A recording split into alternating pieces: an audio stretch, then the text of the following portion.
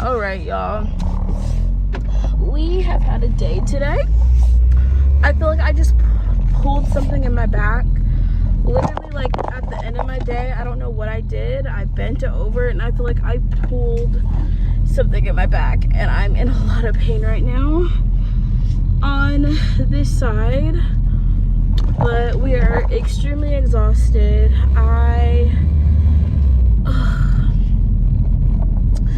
Well, I feel like I do vlog during my work week, which I guess it's not, like, I can't really vlog while I'm at work because I work with kids on the spectrum, and that is protected by HIPAA laws, so I can't film or anything, any of the kids and stuff like that.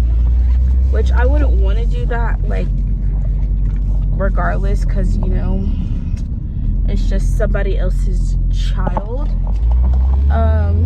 But that makes it harder, because I'm like, during my work week, I can't really show y'all what I do during the week, because it's protected. But I can tell y'all about, if I had a good day or a bad day. So today wasn't bad or anything. I just was exhausted. I still have not been getting enough sleep at night. My sleep schedule is really far off. So today I'm going to try to take like 1 or 2 melatonins around 10 p.m. so I can hopefully be asleep by 11 and get like 8 hours, because I get up around 7:30 a.m. I usually snooze, but I had to make a meeting at 8:30. Oh my gosh, y'all. I actually really am hurting right now.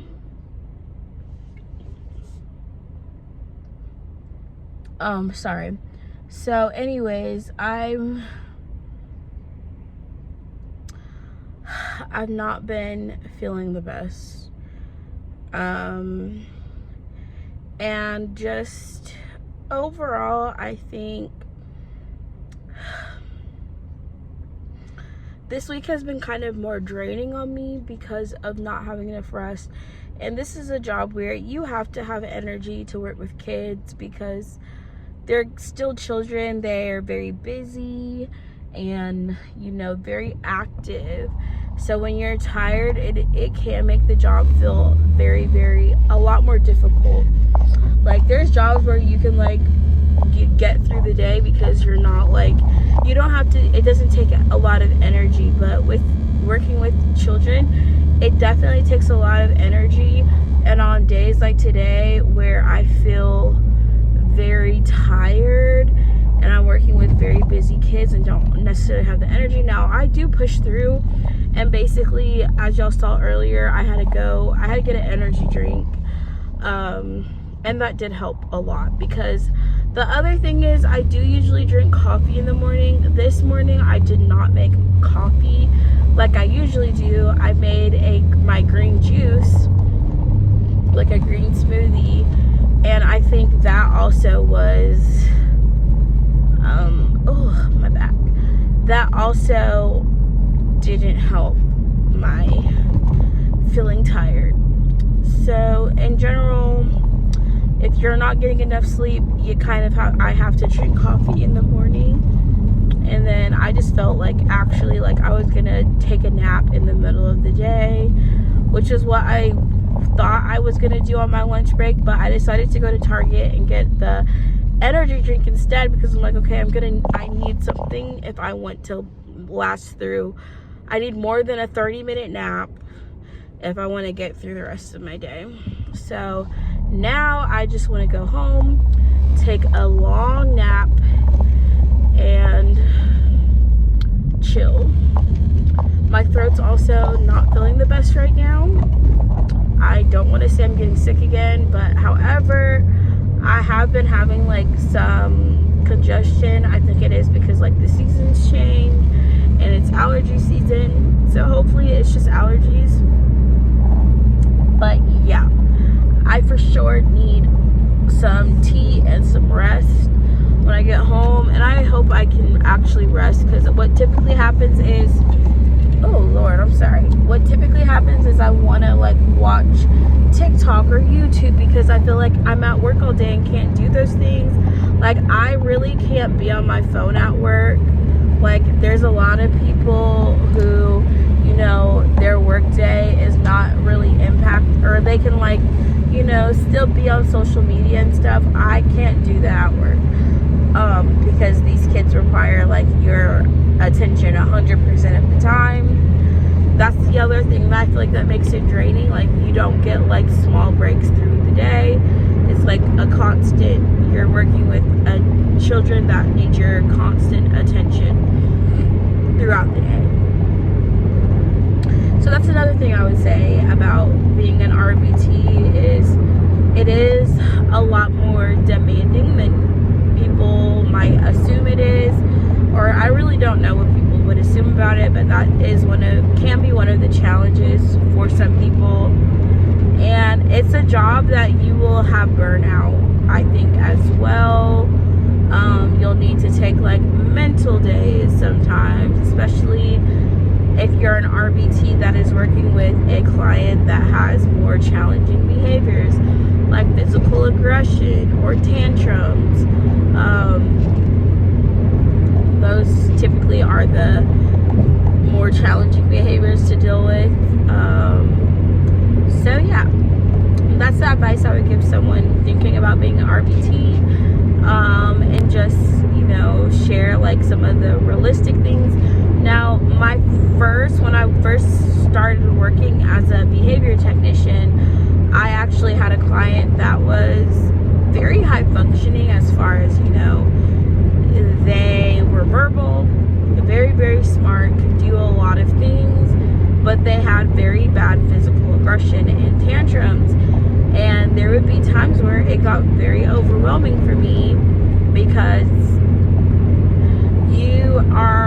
you don't know what to do. And you have to think about that from like the other perspective, which is, you know, the parents who have autistic, who are the parents of the children, right? Are dealing with those behaviors 24/7 a lot of the times. And as a therapist, you know, you're just dealing with it during your therapy sessions, but think about how drained some of the parents can be when their children have these constant challenges that they're trying to help them work through and find, you know, ways to mitigate it. Now, for my first client that I had, some of the behaviors were because the parents were enabling it by not doing certain things that, in my personal opinion, was why I never, like, my clients usually have worse behaviors, meaning like more instances of certain behaviors in home than in a clinic setting, just because they're a lot more comfortable at their homes.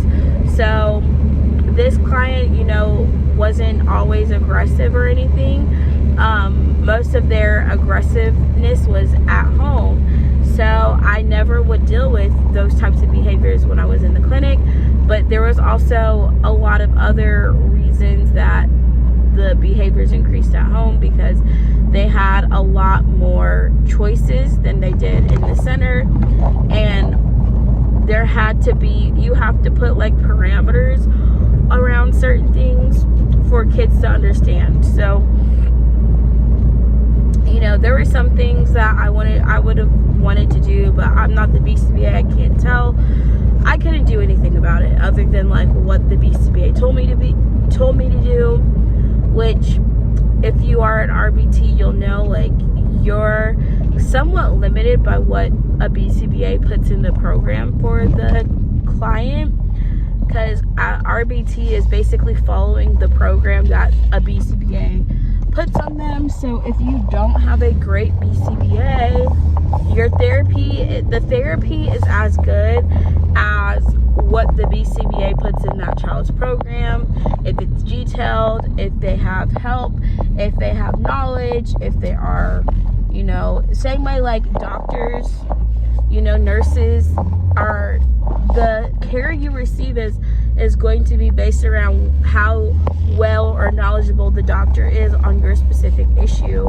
So nurses can only do what doctors tell them to do, right?